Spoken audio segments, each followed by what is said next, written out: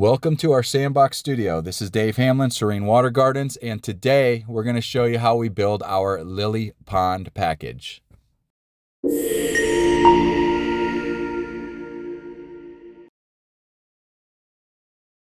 can see step 1 for us is to mark out the pond. Step 2 is to set the biofalls and the skimmer box. The biofalls is where the waterfalls come out of, or the headwaters, or the start of the pond, however you want to look at it. And we set that height according to how much waterfall drop we want between there and the pond. So before we do anything, we know what level we want the water to be in comparison to ground level around it. So we find that out. Then we set the biofalls, make sure it's level left to right, front to back. Now we're digging out the skimmer box. The skimmer box is where the pump is housed. So the pump sits in the bottom of that skimmer box, and it sucks all of the water in from the pond through that opening, keeping the pond free of debris. So anything that falls into the pond, leaves, grass clippings, whatever it may be, is pulled in to this skimmer box where it can easily be removed by a basket. And then the pump pumps it back up to that top waterfalls, that biofalls. So we get that nice and level right at the spot that we want it. And then next we throw a couple boulders in there. These boulders are just there to give us a guide, because when we excavate the pond, we want to have a spot to throw all of the spoils. We try to keep all of our spoils on site for a couple reasons. One, it helps us to be more efficient, and two, it helps us make the water feature itself look more natural. So we throw all of that around the biofalls and then taper that back into the landscaping as far as we can. And this just allows for a more natural look when the project's complete. So then we dig out the shelf. So this is the first shelf, the most shallow area. So we dig that out a few inches deep. Usually it's about 8 or 9 inches deep on the first one. Next, we'll mark out the next shelf.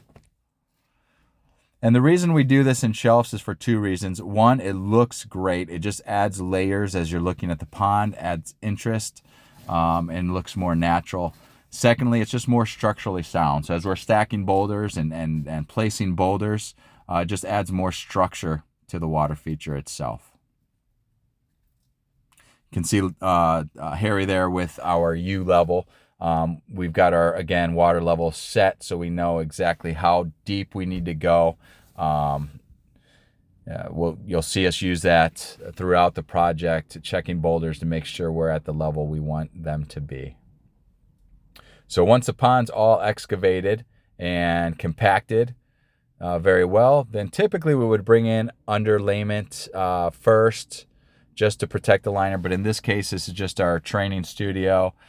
So we're just going to put the liner in.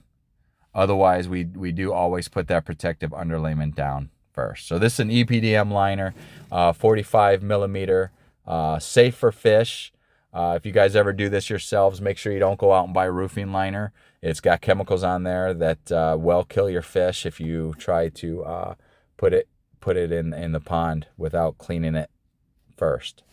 So you can see I started in the bottom of the pond, adding boulders in, and then kind of working my way up.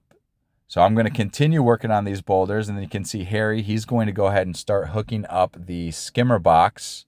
So we use a black silicone to make sure we have a nice tight silicone bead on that silicone box, and we like to use stainless steel screws. We take a lot of time on this skimmer box to make sure it's done properly. The reason being is because this is potentially a weak spot in the pond where things can leak. We've been called to a lot of customers' property to help them find a leak that they have in a pond that was installed by somebody else years ago. And oftentimes we find a leak behind the liner where the skimmer box attaches. And this can happen for several reasons. Number one, maybe they used the wrong silicone during the time of install. Two, could have used screws that would have corroded. Three, it could be some boulders settled over time, stretching and pulling away from those screws and breaking the silicone seal. But definitely a spot where we like to check anytime we're trying to detect a leak in a pond. We do leave a lot of slack in the liner so that if boulders do settle, and they will settle a little bit, there's slack in the liner where it attaches, and we don't have to worry about it stretching down and pulling that away.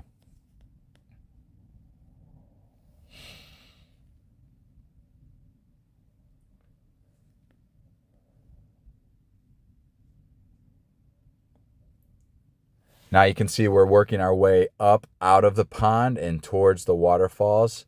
For the most part, the pond section itself is completely done, and we're starting to work on our waterfall stream area at this point. Depending on the pond and how much liner we have, sometimes we'll use one piece of liner for the whole thing. Other times we'll use 2 pieces and then do an overlap. An overlap is acceptable, and it's perfectly fine as long as it's done right. So as long as we have that pond liner or that lower liner comes up and out of the water, a minimum of 6 inches. We actually go with 8 just to be safe.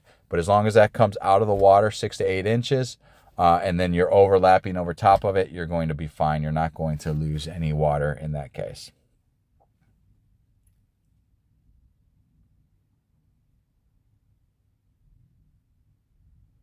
Working on a couple details, filling in some things here, because typically once we get that pond dug out and we get more involved with the water feature or the waterfalls at the top, we like to start rinsing down and filling up the bottom of the pond.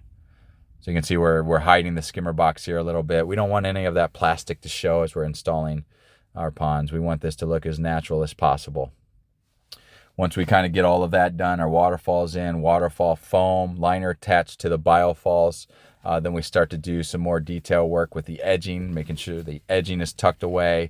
We leave plenty of edging in case rocks do settle and we have to come back and pull the liner up a little bit higher. We can easily do that. So one thing that you won't see in this video is we do like to use a lot of plants and things like that to blend this even more into nature. So we use some edge plants to kind of sit outside of the pond and grow over some of the rocks. We'll also create a couple plant pockets to add some different aquatic plants that'll help spread, just kind of break up the monotony of the boulders and just really naturalize things even more.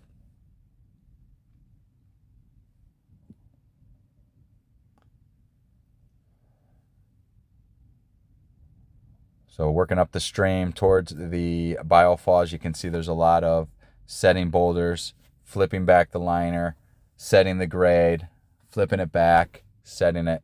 So we want this to, again, we don't want to just be restricted by what we excavated. We want to be able to adjust. And so you'll see us oftentimes flipping the liner back and forth to make sure we get the shape that we're looking for.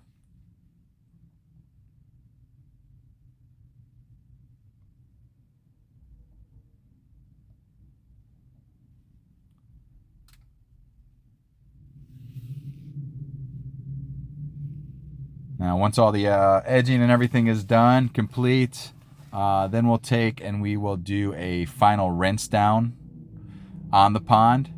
We'll do some light grading, kind of bringing the dirt up around the edges, making sure it's at the level that it needs to be.